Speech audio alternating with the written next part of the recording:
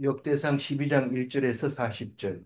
다윗이 기스의 아들 사울로 말미암아 시글락에 숨어 있을 때에 그에게 와서 싸움을 도운 용사 중에 든 자가 있었으니.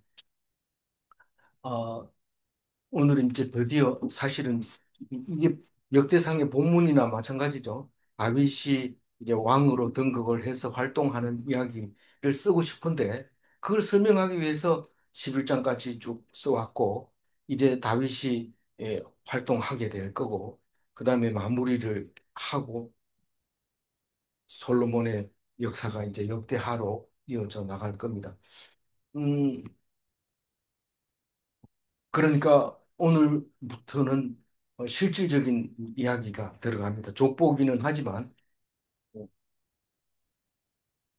어제는 다, 다윗 군사들이 예, 몇 명이나 있었느냐 이러니까 어, 여기 역대기에는 뭐 한 50명이 넘게 나오는데 열왕기를 보면 37명이다라고 얘기를 하는 사람 하는 이름들이 나오고 있습니다. 그중에 그래 31명을 기록을 해놓고 37명이다 이렇게 열왕기 하에 말할 때 무슨 뜻인가 이렇게 말할 때 첫째 가는 용사 3명과 둘째 가는 용사 3명을 합해서 6명을 넣으면 37명이 안 되겠는가 그렇게 이해를 했습니다. 그리고 그 중에서 눈에 띄는 게 우리야 우리야가 나옵니다. 햇사람 우리야가. 그걸 보면서 마음이 짠하죠. 왜냐하면 어, 그 사람이 이 다윗을 도운 훌륭한 용사의 이름 속에 들어있다는 것은 우리가 앞에서 얘기한 첫 번째 용사가 물을 떠왔을 때 마시지 않고 하나님께 바치면서 충성은 하나님께 하는 거지 사람한테 하는 게 아니다. 사람한테 하면 하나님이 쉬게 한다. 나에게도 쉬게 하지만 너희들도 하나님이 기뻐하지 않는다. 그런 마음으로 받지 않은 것을 우리가 묵상을 했습니다. 그리고 충성스러운 용사가 많았기 때문에 다윗이 훌륭한 왕이 되었다라고 이렇게 묵상을 어제 했습니다. 그리고 오늘 다윗 보통 40절이면 한 장에 할 수 있어요. 글자를 작게 하면 되는데 이게 이름 명단이 나오니까 좀 널찍하게 제대로 읽어야지 내용만 가지고는 안 된다 해서 두 장으로 나누어 놨습니다. 1절에 보면은 시글락이라는 말이 나오죠. 이 시글락은 뭐 다윗이 쫓겨다닌 데가 한두 군데가 아닙니다. 그중에 뛰어난 게 이제 아둘람 굴이 또 있지만 뭐 상당히 여러 군데로 도망 다녔는데 시글락이 마지막입니다.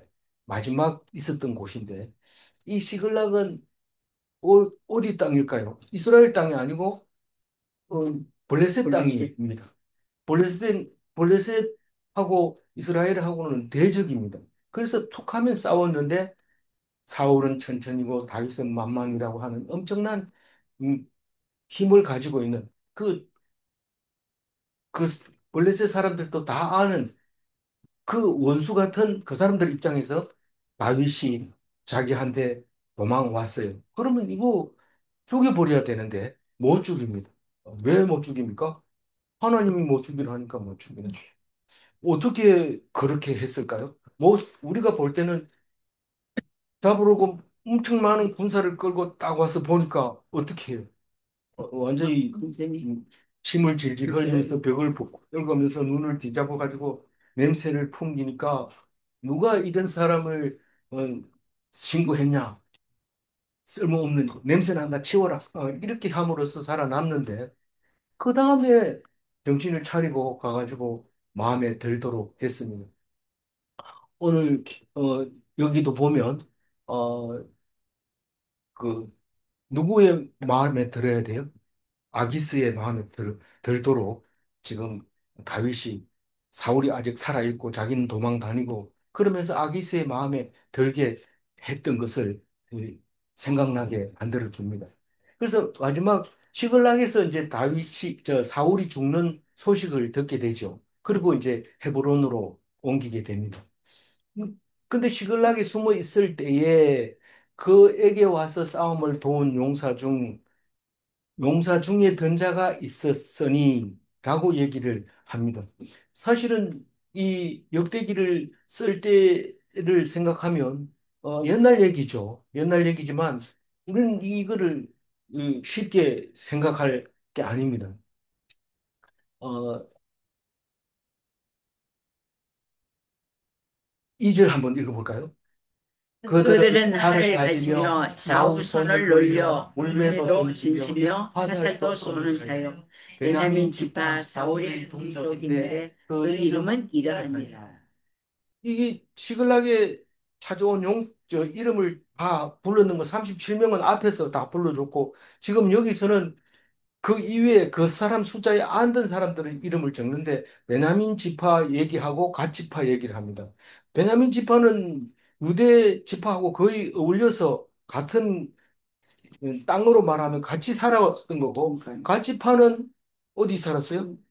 요단강 건너서 동쪽에 살고 있던 지파 그 두 얘기를 지금 2절에서부터 13절까지 얘기를 하고 있습니다. 그런데 사울의 동족인데도 이만 많이 왔다. 그리고 이름을 일일이 기록을 하고 있습니다. 그런데 와가지고 어디에 쓸모가 있느냐? 활을 가지고 있다. 활을 가지고 있다는 건 무기를 가지고 있다는 겁니다. 칼을 쓰고 칼을 쓸 때, 사무라이가 칼을 쓸 때 총을 쏜 거나 마찬가지입니다. 활을 가졌다는 건. 활을 가지고 있고 좌우에 손을 놀려 물매를 던지며 이 물매 던질 때는 왼손잡이가 나아요, 오른손잡이가 나아요. 왼손잡이가 훨씬 낫다고 그래요. 이렇게 사람이 서 있으면 왼손잡이가 던지면 방어할 공간이 훨씬 줄어드니까.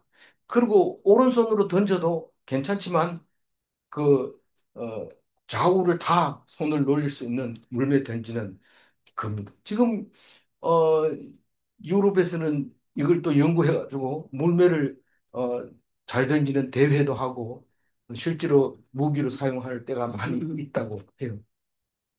그리고 화살 쏘는 자요. 활을 가지는 자와 화살 쏘는 자하고는 다릅니다. 어, 활을 가진 자는 많이 가졌거나 돈을 가졌거나 뭐 그런 거고 이것은 기술이 있는 게 화살을 쏘는 자죠. 그래서 베냐민 지파인데도 베냐민 지파라는 것을 왜 강조해요?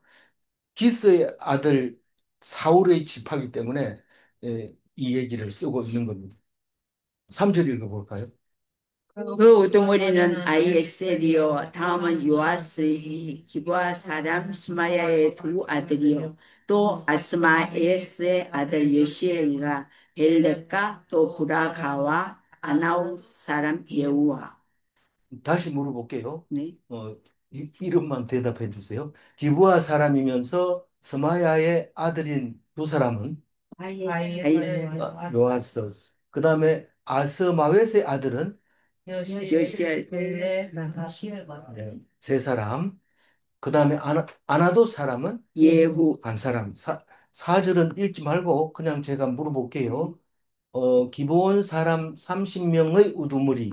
이스마야 어, 그리고 뭐 잘 모르는 사람 세 사람이 있어요. 그냥 이름만 있습니다. 읽어봅니다. 예레미야 야헬, 야스엘 요하난 그리고 그데라 사람이 하나 있는데 요사밧 여섯.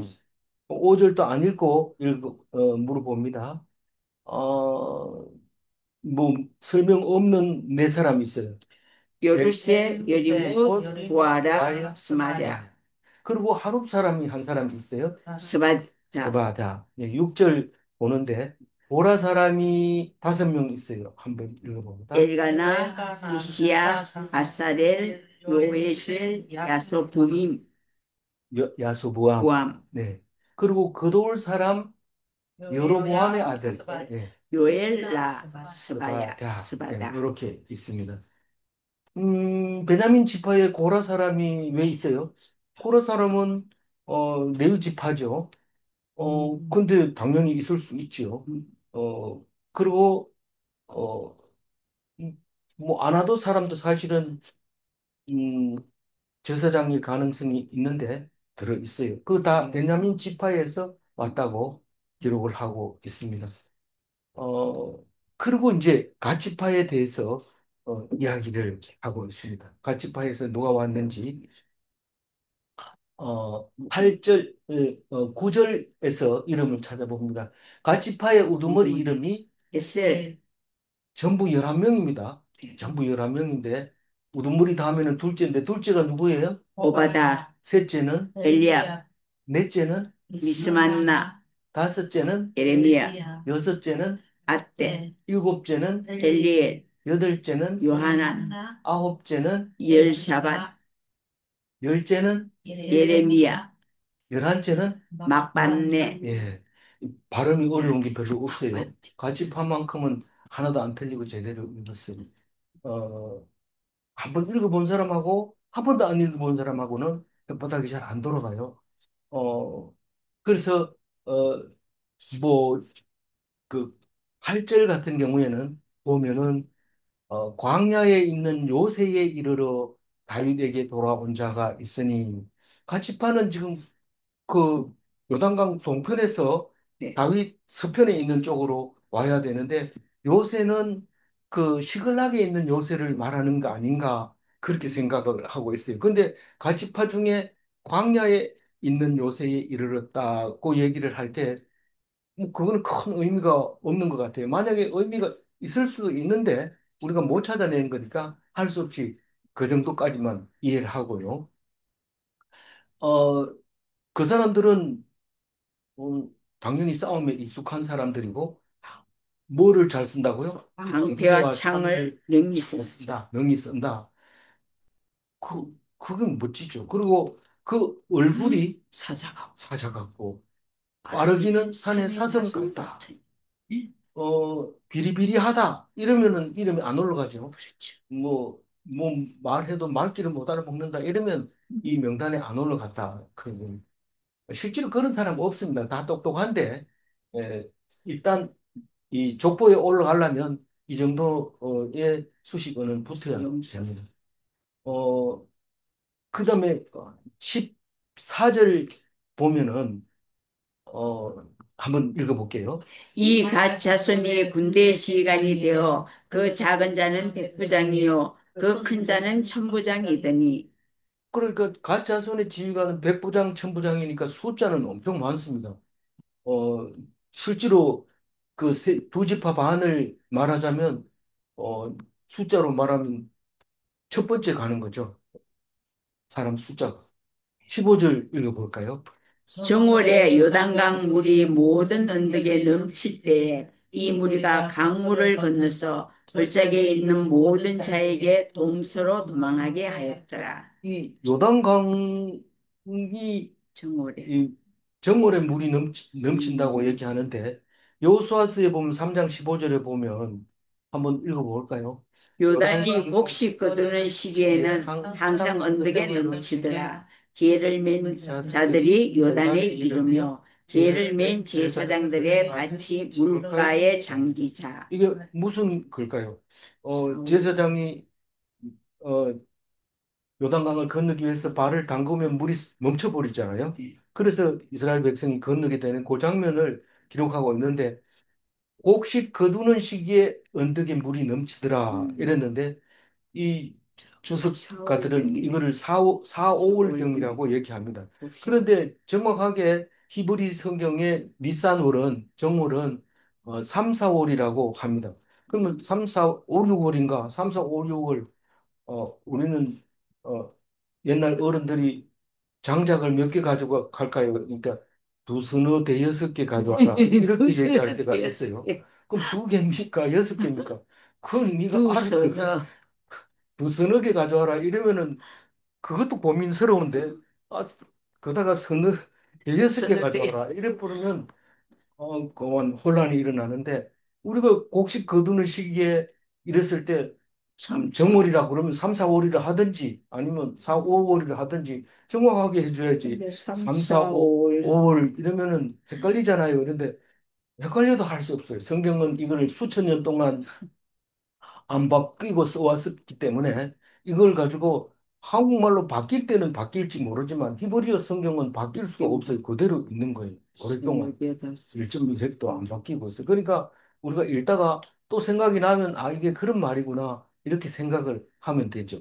그런데 강물을 건너왔다는 것은 서편에서 동편으로, 동편에서 서편으로 건너온 것처럼 그려져요, 그림이. 네. 그런데 건너와가지고 골짜기에 있는 모든 자를 동수로 도망가게 하였더라. 그 건너오자마자 동수로 도망가게 하는 사람은 어떤 사람은 강을 도로 건너서 동쪽으로 갈 수도 있고 서쪽 골짜기에서 다른 데로 갔을 수도 있는데 이게 무슨 말을 하고 싶은 건가? 이 말은 가치파가 들어와서 그 골짜기에 있는 사람을 쫓아냈다는 뜻인데, 쫓아냈다는 뜻은 무슨 뜻이냐면, 이제 우리는 다윗 편이다, 다윗 왕이다, 다윗 왕을 모시는 사람들이다. 그러니까 너희들을 이 다윗 왕이 이걸 안 섬기려면 가라. 다시 말해서 영역을 확장하는 느낌이 드는 거예요. 그러니까 가짜손의 활약을 기록하고 있는 겁니다. 그래서 요단 서편으로 도망가기도 하고 요단 동편으로 강 건너가서 다시 가기도 하고 그래서 다윗의 통치 영역을 넓혀줬던 것이 갓 자손이 아니냐 그렇게 읽혀집니다. 16절 읽어봅니다. 베냐민과 유다 자손 중에서 요새에 이르러 다윗에게 나오매. 이 같이 파는 이게 사람이 몇 명이라고 그랬어요? 11명이에요. 유대인들이 11명 이러면 별로 좋아해요, 안 좋아해요? 별로 안 좋아합니다. 그러나 그 사람들이 분명히 다윗을 위해서 온 것만큼은 명단에 적어야 되는 거죠. 그러면서 느낌이 좀 유대인들이 했다면 절대로 숫자를 이렇게 만들지 않을 겁니다. 그런데 요번에는 베냐민과 유다 자손 중에서 그 다윗을 요새에 왔으니까 이게 시글락으로 왔다면 그러면 가치파나 다른 지파 얘기하고 다르게 이야기를 해야 돼요. 아니 그 앞에 또 어, 지금 예, 그 뭡니까? 그 앞에도 베냐민 지파가 있었는데 여기서 또 베냐민 지파가 또 나옵니까? 그런데 그거는 왜 그런지 몰라요. 모르지만 이 베냐민 지파하고 맨 처음에 있는 적었는 베냐민 지파하고 다르게 취급하고 있어요. 물론 그 앞에도 베냐민 지파 사람들이 있어요. 그러니까 이 등급이 다 있는 거죠. 근데 16절부터 읽어보면 다윗이 이 사람들을 믿어요, 안 믿어요? 안 믿어요. 저 베냐민 지파와 유다 자손들에게는 배신할 가능성이 굉장히 높은 거예요. 다른 사람은 아예 그어놓고 시작을 하지만 베냐민 지파와 유다 지파가 뒤를 돌아선다 하면 치명적인 결과가 옵니다. 그래서 그냥 돕는다고 해서 무조건 예스 이런 게 아닙니다. 우리가 뭐 사회생활을 하다 보면 돈 나온다 이러면 돈 먼저 받으려고 막 이러는데 그 돈에 대한 게 분명하지 않으면 안 받는 게 좋아요. 근데 분명할 때 그걸 받습니다. 이게 무슨 돈인지 무슨 의미인지 이걸 알아야 돼요. 이 베냐민과 유다 자손이 딱 오니까 그 사람들 의견에 관계없이 다윗이 가서 이야기를 먼저 합니다. 17절 읽고. 다윗이 나가서 맞아 그들에게 말하여 이르되 만일 너희가 평화로이 내게 와서 나를 돕고자 하면 내 마음이 너희 마음과 하나가 되려니와 만일 너희가 나를 속여 내 대적에게 넘기고자 하면 내 손에 불리함이 없으니 우리 조상들의 하나님이 감찰하시고 책망하시기를 원하노라 하네. 그러니까 다윗은 지금 베냐민과 유다 자손이 기쁠까요? 안 기쁠까요? 다른 사람보다 훨씬 기쁘죠. 굉장히 마음에 당기고 참 이 사람들을 바탕으로 해서 해야 되겠다. 그런 생각을 하지만 서약을 해야 됩니다. 우리가 결혼을 하면 제일 믿는 것은 배우자밖에 없어요. 믿는 것, 그보다 더 중요한 건 없어요. 그렇지만 그 둘이 마음에 들고 의지한다고 해가지고 아무 서약도 없이 그냥 만나서 결혼해서 살 수는 없습니다. 서약을 꼭 받아내야 돼요.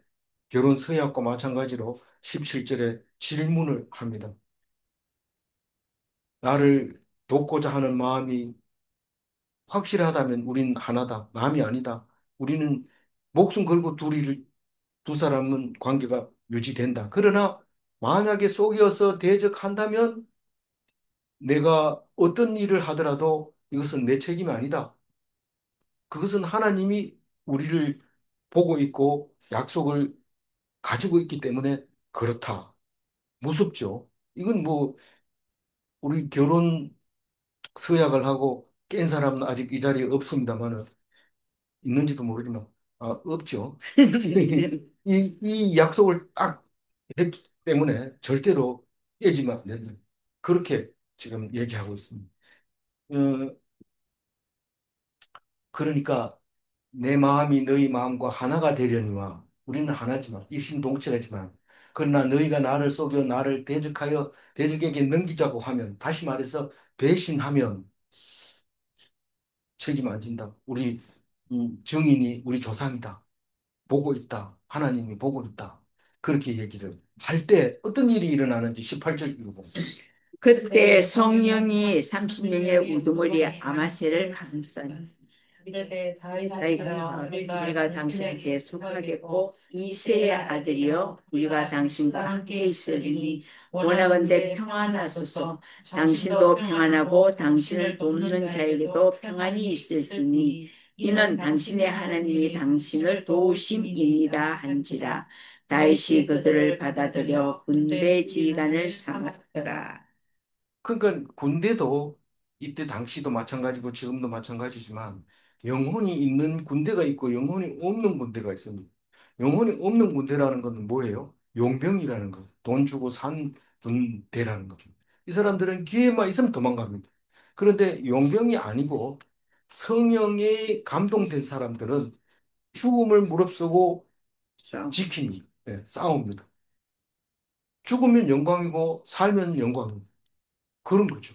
그게 이 성령이 감쌌다, 성령이 감쌌다, 성령이 감싸니, 성령이 임하시니, 하나님이 영이 임하시니, 다윗이 처음 사무엘이 기름 부었을 때도 성령이 다윗에게 임했고, 사울에게는요. 사울에게도 맨 처음에 성 기름을 부으니까 하나님의 영이 임해서 옷을 발가벗고 예언을 막 하고 그래서 속담이 생기잖아요. 뭐라고요? 음, 하나님이 사- 어, 영이 사울에게도 임하는가 이런 속담이 생기게 됩니다. 그러나 우리는 다 성령 받았다고 해가지고 같은 어, 결과를 가지는 것은 아니라는 것을 말하고 있죠.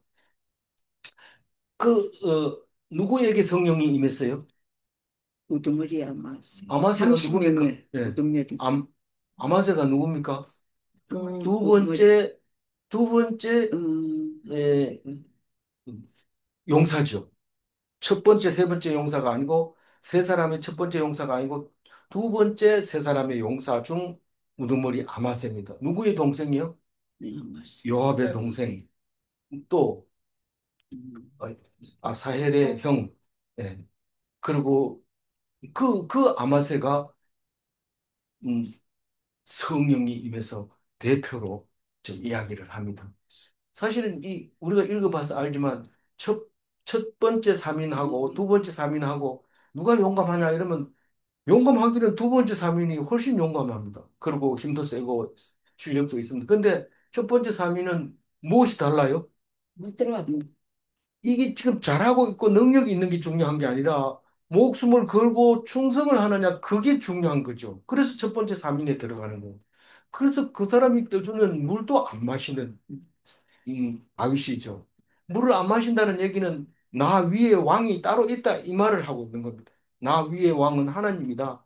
나는 왕의 버금 왕이다. 하나님 말씀에 순종하는 왕이다.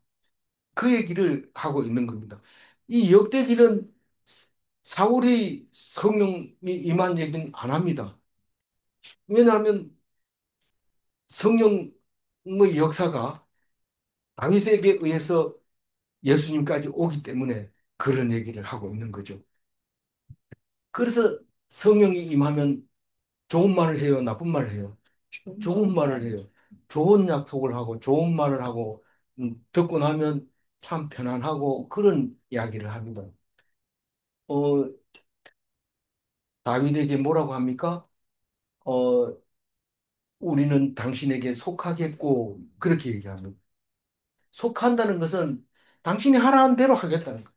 완전히 피동되겠다. 당신이 아무리 내가 싸우고 싶은데 당신이 그만하라면 안 할 거고 싸우기 싫어도 당신이 하라면 하겠습니다. 그게 속했다는 뜻입니다. 소속이 됐다는 겁니다.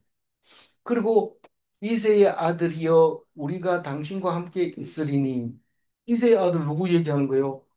다윗을 얘기하는 저희 거잖아요. 당신과 함께 있다는 것은 혼자가 아니라는 거예요. 하나라는 거예요. 둘이 하나가 되는 거예요.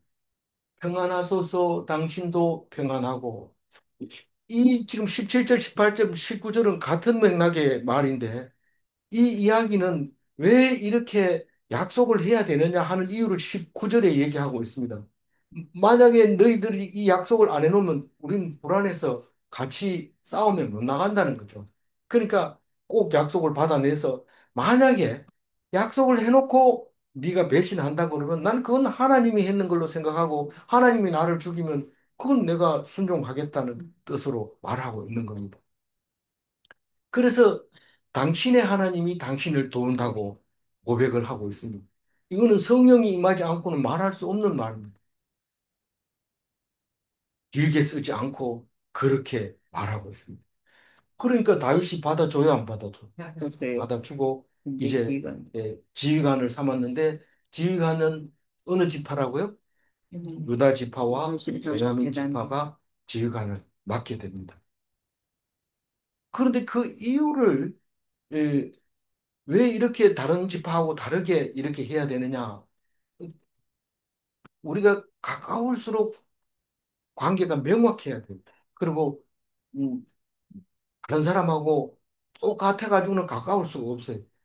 우리가 부부가 가까운 이유는 성혼 서약을 했기 때문에 그래요. 그거 안 했으면 뭐 싫으면 다른 남자 만나면 되고 다른 여자 만나면 되는데 그것 때문에 못 하는 겁니다. 그게 뭐 서류도 없는데 서류 있죠. 여태까지 살아온 게 다 서류로 남아 있는 거죠. 그래서 절대로 안 되는 것과 마찬가지로 그 이유를 19절에 설명하는데 조금 이해가 안 될 수도 있어요. 그러나 충분히 이해할 수 있습니다. 19절 읽어봅니다. 다윗이 전에 블레셋 사람들과 함께 가서 사울을 치려 할 때에 므낫세 지파에서 두어 사람이 다윗에게로 돌아왔으나 다윗 등이 블레셋 사람들을 돕지 못하였음은 블레셋 사람들의 방백이 서로 의논하고 보내며 이르기를 그가 그의 왕 사울에게로 돌아가니 우두머리가 비탈과 머리합니다. 우리 머리가 이게 무슨 말인지 알죠? 열왕 사무엘 상을 읽어보면 알잖아요. 이 아기스가 이 다윗이 너무 마음에 드는 거예요. 뭐 아말렉 사람들을 막 이렇게 전리품을 챙겨 와가지고 아기스한테 갖다 주면서 어디서 이렇게 났냐? 이러니까 유다 사람들을 쳤어요. 이러니까 이 아기스는 다윗이 너무 마음에 드는 거예요. 그래서 사울을 치러 이제 이스라엘을 가려고 하는데 다윗 너도 가자. 그럼 다윗은 사실은 속마음은 그거 아니지만 따라갑니다. 따라가는데 장로들이 딱 막습니다. 이게 가서 돌아서면 우리는 완전히 그냥 끝납니다. 안 됩니다. 그래서 그 얘기를 지금 하고 있는 겁니다. 이 녹색 글씨가 그 장로들이 한 말이고 그래서 되돌아옵니다. 싸움도 못하고 되돌아오면은 어떤 일이 생겨요? 그냥 아무 일이 없는 게 아니고 그 마누라 두 사람하고 다 아말렉에게 붙잡혀 가는 사건이 생기죠. 그럼 그 얘기가 뭡니까? 만약에 다윗이 아기스하고 이런 계약서를 썼다면은 꼼짝없이 따라가야 되고 또 안 따라가도 문제가 생길 텐데 안 간 겁니다. 그래서 여기서 갑자기 왜 므낫세 지파의 두 사람이 다윗에게 돌아온 얘기를 왜 합니까? 그냥 그 얘기만 하지. 이 사무엘서에서는 그런 얘기를 안 하는데 역대기에서는 그 얘기를 합니다. 다시 말해서 다윗이 지금 힘을 얻고 있는데 다른 지파에서도 사람이 오고 이래서 힘을 얻고 있는데 블레셋 사람들은 그 힘을 사용하지 않았다. 믿지 못했기 때문에. 그러나 유대 지파와 베냐민 지파에게 약속받은 이 약속은 그냥 약속이 아니라 너희들이 배신하면 같이 죽는다. 그 얘기를 지금 하고 싶어 하는 것입니다. 그 얘기를 다시 분명하게 하는데 20절에 분명하게 합니다. 20절 읽어보세요. 다윗이 시글락으로 갈 때 므낫세 지파에서 그에게로 돌아온 자는 아드나와 요사박과 여디아엘과 미가엘과 요사박과 엘리우와 실르데인이 다 므낫세의 천부장. 요 사람이 몇 명이라고요? 안 세봐서 몰라요. 이런데 7명입니다. 그렇죠? 예. 한번 다시 세볼까요? 몇 명인지? 아드나, 아드나 요사밧, 요사박 여디아엘 예디엘, 미가엘 미가엘, 요사밧, 요사박 엘리후, 엘리후 실레네. 실르네. 7사람이면 마음에 들어요? 이 사람들을 보고 두어 사람이라고 말했는지 정확하게는 몰라요. 7명을 왜 두어 사람이라고 얘기했나요? 그건 모르지만 이 시글락으로 갈 때 이 말은 느낌이 저기 그 아기스가 전쟁하러 가려고 했는데 태자 맞고 되돌아올 때 그래서 시글락으로 돌아갈 때 이 갈 때가 맞는지 아니면 아말렉을 가서 쳐부수고 돌아왔을 때 왔는지 그건 알 수가 없어요. 근데 앞에 문장 두 사람이 7명을 얘기하는 거라면 이거는 되돌아왔을 때를 얘기하는 것이 맞습니다. 그래서 21절 읽어보면 어, 대충 그림이 그려집니다. 읽어봅니다. 이 무리가 다윗을 도와 도둑들을 쳤으니 그들은 다 큰 용사여 군대 지휘관이 데미였더라. 이 도둑들을 쳤다는 것은 아말렉을 쳐부수고 돌아온 것을 얘기하는 걸까? 그림으로 보면 비슷한 것 같은데 정확하게는 알 수가 없습니다. 어, 왜냐하면 거술 사람, 기르스 사람, 아말렉 사람을 쳐부수고 와가지고 전리품을 마칠 때 아기스가 좋아하면서 이거 어디서 났느냐 이럴 때 그때 얘기하는 건지 그건 정확하게 알 수는 없지만 느낌으로 봤을 때 그렇게 시글락으로 돌아갈 때 그 갈 때라는 말이 그렇게 그림을 그리게 여러 가지를 생각하게 하는데 성경은 바로 그런 놀라운 기능이 들어있어요. 이렇게 생각해 볼 수도 있게 하고 저렇게 생각해 볼 수도 있게 하는데 왜 똑바로 얘기 안 합니까? 이런데 똑바로 얘기하면 너희들이 생각을 안 하니까. 그래서 새 번역 성경을 읽으면 너무 쉬워서 줄줄줄 읽기는 한데 남는 게 없습니다. 근데 개역 개정 그대로 읽으면 무슨 말인지 모르지만 오래 생각한 것은 오래 남아 있습니다. 22절 읽어볼까요? 그때 사람이 날마다 다윗에게로 돌아와서 돕고자 하면 큰 군대를 이루어 하나님의 군대와 같았더라. 세상 사람 군대하고 하나님 군대하고 뭐가 달라요? 하나님의 군대는 용병이 아니에요. 돈 주고 먹고 살기 위해서 그런 게 아니라 목숨 걸고 나는 다윗의 나라를 지키겠다. 그런 사람들입니다. 자의로 온 사람들입니다. 우리 하나님 믿는데 아버지가 강제로 교회를 끌고 왔다든가 돈 주고 새벽기도 나왔다든가 이렇게 한다면 하나님의 군대가 아닙니다. 뭐 교회 나오다가 뭐 다쳐도 그 다음에 더 열심히 나가고 이렇게 하면 하나님의 군대가 맞지만은 어, 누구에 의해서 왔다면 아닐 겁니다. 그래서 용병과 하나님의 군대는 뭐가 다르냐면 하나님의 군대는 반드시 이깁니다. 왜 그러냐? 이길 때까지 싸우니까요. 목숨 걸고 싸우니까 하나님의 군대입니다. 다윗의 군대는 다 하나님의 군대다. 그렇게 표현하고 있는 것은 다윗을 지금 높이고 있는 겁니다. 다윗을 높이면 높일수록 뭐가 높아져요? 하나님. 예. 다시 말해서 예수님이 높아져요. 다윗을 안 높이면 예수님이 별로래.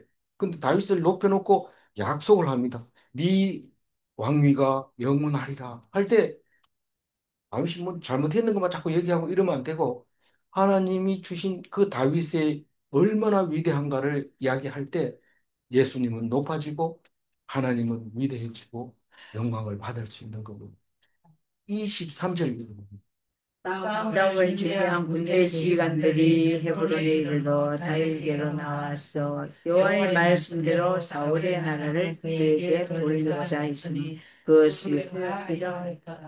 그 그 이제 시글락에서는 사울의 죽음을 소식을 들었으니까 여기서는 안 된다. 왜냐하면 블레셋 땅이니까요. 나중에 이제 시글락을 블레셋이 돌려받지 못하고 유다 지파로 지파의 땅이 돼버립니다.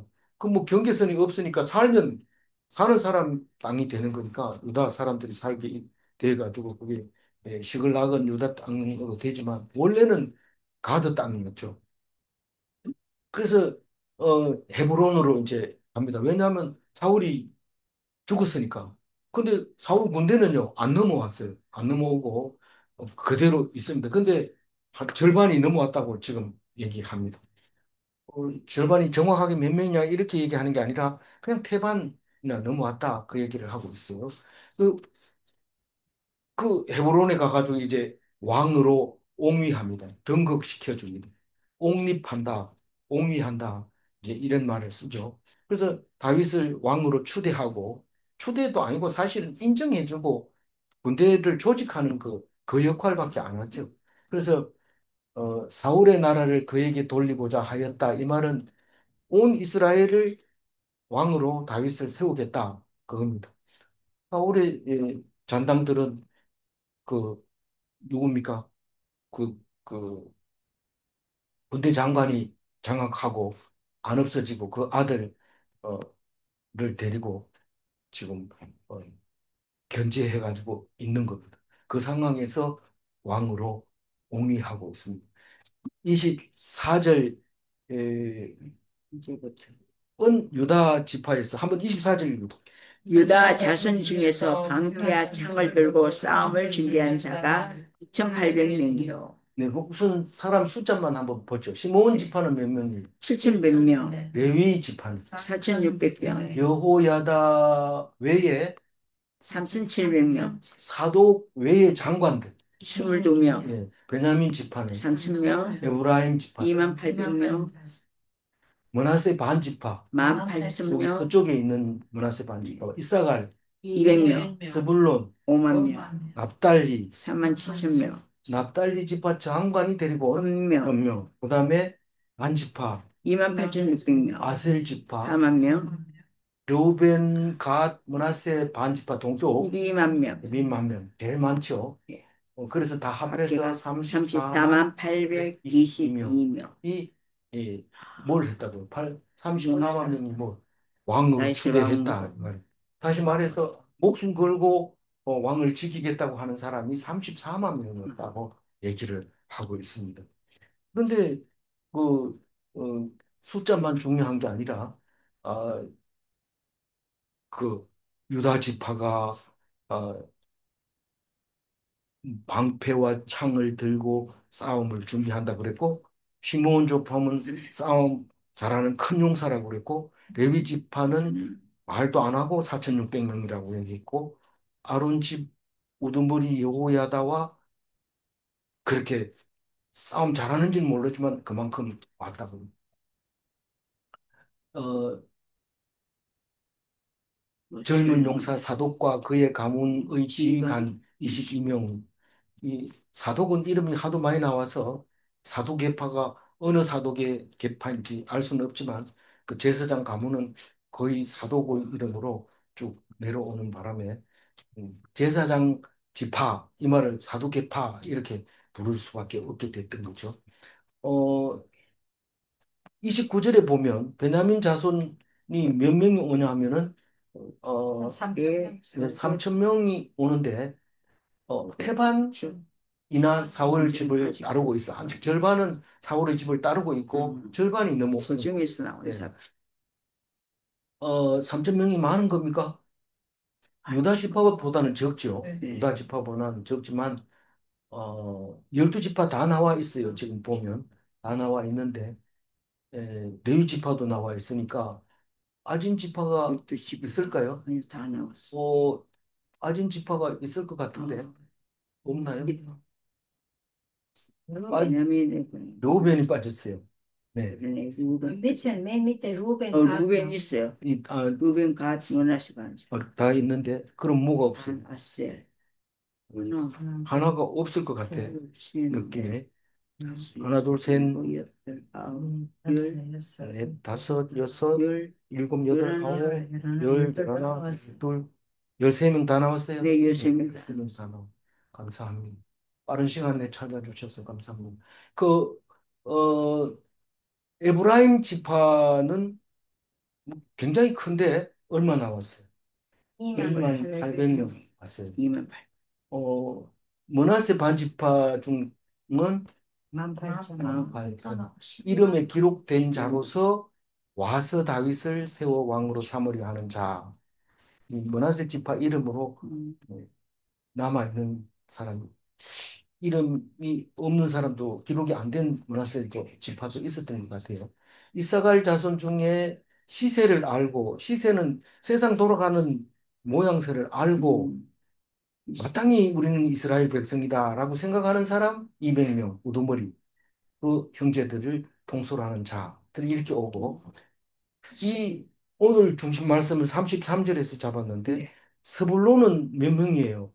수불론 5만 명. 5만 명이 제일 많지요. 예. 다른 데 보다가 제일 많습니다. 요단 동편은 뭐 세 지파를 모아놓은 거니까 그렇지만 그래서 제일 많은데 그 중에서 무기를 가지고 있고 전열을 갖추고 이거는 질서정연한 제대로 갖춘 얘기를 말하고 있는 겁니다. 두 마음을 품지 않고 능히 진영에 나가 싸움을 잘하는 자라고 얘기를 하고 있습니다. 아주 정예 부대가 5만 명인데 스불론은 저 위에 땅이죠. 갈릴리 땅에 있는 사람들인데 그렇게 멀리 내려왔어요. 뭐 그렇게 멀다 해봐야 뭐 여기서 아마 저기 문경 정도 거리 될 겁니다. 그보다 조금 더 먼가요? 그렇게 하여튼 5만 명이 내려왔어요. 그래서 어, 두 마음을 품은 사람들은 다 놔두고 한 마음 품은 사람만 데리고 왔어요. 두 마음이 아니면은 세 마음 품은 거 아니냐 이럴 수도 말할 수 있는 제 마음을 그런 마음이 없고 한 마음을 품었다 이렇게 이해를 해야 되죠. 34절에는 납달리 지파가 방패와 창을 가지고 왔다. 단 지파는 싸움을 잘하는 자 왔다. 아셀 지파는 싸움을 잘하는 자가 왔다. 그렇게 얘기하면서 어 그래서 요단 저편 동편에 대해서는 뭐 크게 무기를 가지고 너무 싸우는 자가 또 나왔으니까 아까 문하세 반지파 아니 갓지파에 대해서 나왔으니까 얘기하고 38절 읽어봅니다. 이 모든 군사가 진열을 갖추고 다 성심으로 헤브론에 이르러 다윗을 온 이스라엘 왕으로 삼고자 하고 또 이스라엘의 남은 자도 다 한 마음으로 다윗을 왕으로 삼고자. 이 전열을 갖추고 이 말은 항모를 벌리고 혹은 열병식이라고 하죠. 열과 오와 열을 맞추고 사열하는 그렇게 딱 갖춰가지고 헤브론으로 딱 와가지고 우리는 다윗을 지지합니다. 이렇게 하는 그 멋진 모습을 이제 보여주고 있는 거죠. 어, 왕으로 추대하는 어, 그, 그, 그 열병식에 오합지졸이 오면 안 되죠. 전열을 다 갖추고 딱 이렇게 성심으로 헤브론에 이르러서 다윗을 이스라엘 왕으로 추대하는 그 모습을 봅니다. 이스라엘의 남은 자도 다 한 마음으로 다윗을 왕으로 삼고자 하여 이스라엘의 남은 자가 뭐를 말하는 걸까요? 이스라엘의 남은 자는 사울을 따르지 않고 사울이 죽고 난 다음에 사울을 따르지 않고 죽고 난 다음에는 돌아서야 되는데 다 돌아오지 않고 아직도 베냐민 지파가 왕이다 이렇게 생각하고 그 아들을 옹호하고 있는 그런 상황에서 남은 그게 안 간 사람들은 다윗 왕에 한테 왔다. 사울의 통치 아래에 있던 백성들이 그게 남은 자다 이스라엘에 39절 읽어봅니다. 우리가 거기서 다윗과 함께 사흘을 지내며 먹고 마셨으니 이는 그들의 형제가 이미 식물을 준비하였습니다. 그러니까 등극하는데 잔치를 벌이는데 며칠 걸렸다고요? 참, 3일 동안 먹고 마시면서 잔치를 벌였는데 그 규모를 이제 규모가 아니라 그 준비한 내용을 40절에 이야기합니다. 같이 읽어봅니다. 또 또 그들의 그들의 근처에 근처에 있는 있는 자로부터 이스라엘 이사갈과 스불론과 납달리까지도 나귀와 낙타와 노새와 소에다 목적 많이 실어왔으니 곧 밀가루 가자와 무화과 가져와 금포도와 포도주와 기름이요 소와 양도 많이 가져왔으니 이는 이스라엘 가운데 기쁨이 있었습니다. 우리는 뭐 결혼식이나 또 장례식이 나면 보통 이웃에서 다 이제 술을 담고 오는 사람, 떡을 해오는 사람, 뭐 국수를 해오는 사람 이런 사람들이 쭉온 동네가 협력해서 잔치를 벌입니다. 근데 이스라엘 사람들이 전부 이렇게 준비를 해가지고 왔는데 이 물건을 싣고 온 음식을 싣고 온 짐승 이름이 낙타도 있고 나귀도 있고 노새도 있고 소도 여기다 실어가지고 왔는데 실어온 음식이 밀가루, 과자, 무화과, 건포도, 포도주, 기름 이런 것들을 가지고 왔다고 해요. 근데 왜 특별히 이 이사갈과 서불론과 납달리 얘기를 했을까요? 제일 멀리서 온 거죠. 갈릴리 지역에서 이렇게 싣고 왔다. 그 얘기하고. 고기는 안 먹냐? 고기 있는데 무슨 고기요? 소고기, 소고기. 양고기 가져와서 잡아서 3일 동안 그렇게 잘 먹고 다윗의 왕을 등극하는데 큰 잔치를 벌였다. 그 얘기를 함으로써 이 40절까지 12장 40절까지 읽었습니다. 예, 그리고 오늘의 중심 말씀은 33절에 있는데 하이라이트만 한번 읽어보면 두 두 마음을 마음을 품지 품지 아니하고 아니하고 하나님의 종은 두 마음을 품을 수 없습니다. 성실함과 신실함은 한 마음을 품은 것입니다. 한 마음을 품는 사람은 성실하지 않을 수 없고 신실하지 않을 수 없습니다. 그게 그 말입니다. 질문합니다. 한 종이 두 주인을 섬길 수 없는가? 숨길 수 없어요. 네. 예. 두 마음은 하나님이 싫어하시는가? 네. 네. 그렇습니다. 기도하겠습니다. 하나님 감사합니다. 오늘 역대상 12장을 읽으면서 우리들이 기쁨이 무엇이고 우리가 향하는 것이 무엇인가 분명하게 말해 줄 때에 한 가지 마음으로 살게 하여 주옵소서. 대세에 이끌려 살지 아니하고 오직 옳은 것은 옳다. 그렇지 않은 것은 그러다 여기 말할 수 있게 하시고 오직 하나만 바라보고 성실하게 신실하게 살게 도와주시옵소서. 하나님께서 그렇게 인도하여 주실 줄 믿사옵고 감사하며 우리 주 예수 그리스도 이름으로 기도 올리옵나이다. 아멘.